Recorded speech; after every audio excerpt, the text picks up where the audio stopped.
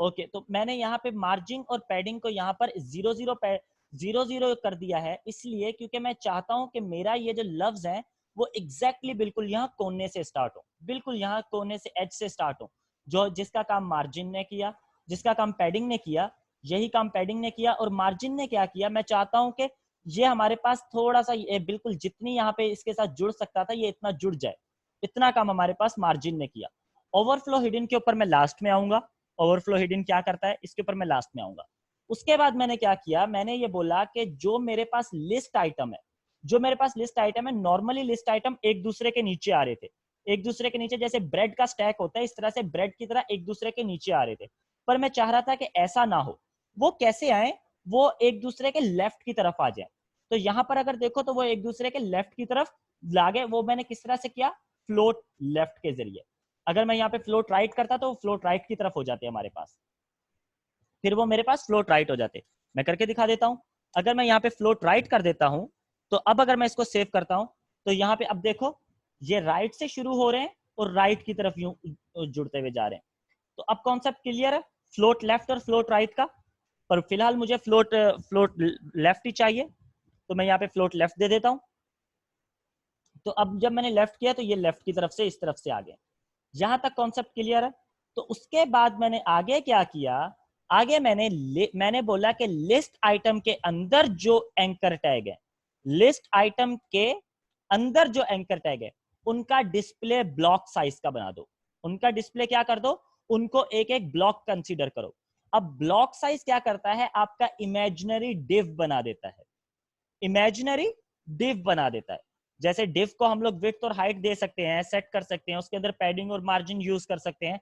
हम display size block करके भी यही सारे काम कर सकते हैं। उसके बाद मैंने क्या बोला, मैंने बोला कि कलर व्हाइट कर दो लफ्जों का, डेकोरेशन नन के मुझे अंडरलाइन नहीं चाहिए, और टेक्स्ट की अलाइनमेंट बिल्कुल सेंटर में कर दो, और पैडिंग के अंदर लेफ्ट और राइट से 14 पिक्सल, टॉप और बॉटम से 16 पिक्सल कर दो। और यहाँ पे कोमा नहीं आना था पर मैंने कोमा दिया है जिसकी वजह से एरर आ रही है। अब मैं कोमा रिमूव करके अब जब मैं इसको रन करूंगा तो अब यहां जाके चेक करो तो हमारे पास ये कुछ इस तरह से सेपरेटेड होकर आ रहे हैं। तो अब यहां तक कॉन्सेप्ट क्लियर है, समझ में आ गया यहां तक? Yes sir. यहां तक समझ में आ गया कि ये किस तरह से हुआ है। अब मैं चाहता हूं जब मैं इनमें से किसी के ऊपर भी माउस लेके जाऊं तो इनका कलर चेंज हो जाए, कुछ ना कुछ चेंज हो जाए। तो उसके लिए मैं क्या कर सकता हूं, अब मैं चाहता हूं कि जब मैं इनके ऊपर माउस लेके जाऊं तो इनकी स्ट्रक्चर चेंज हो। तो उसके लिए मैं क्या कर सकता हूं, मैं बोलूंगा एल आई आइटम के अंदर जो ए टैग हैं उनके ऊपर होवर इफेक्ट लगाओ, और अब यहां पे जो भी मैं कोड लिखूंगा वो चेंज हो जाएगा।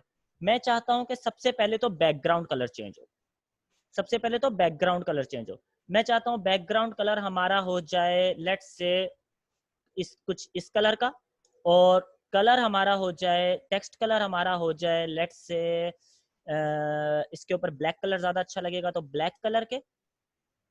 और हमारे पास जस्ट फिलहाल के लिए इतना ही काफी है, फिलहाल के लिए इतना ही काफी है, जस्ट कलर्स ही चेंज करते हैं।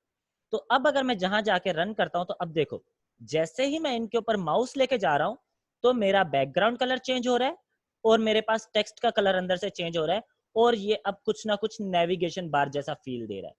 तो अब समझ में आ गया नेविगेशन बार किस तरह से बनती है, और ये होवर इफेक्ट का समझ में आ गया। अब देखो एक चीज जो सबसे खास चीज है, होवर इफेक्ट सिर्फ इन्हीं के ऊपर अप्लाई हो रहा है, इसके ऊपर ना तो डिजाइन अप्लाई हो रहा है ना तो होवर इफेक्ट अप्लाई हो रहा है। क्यों, क्यों नहीं हो रहा, ये आप लोगों से मैं सवाल पूछ रहा हूं, क्यों नहीं हो रहा? कि वो हमारी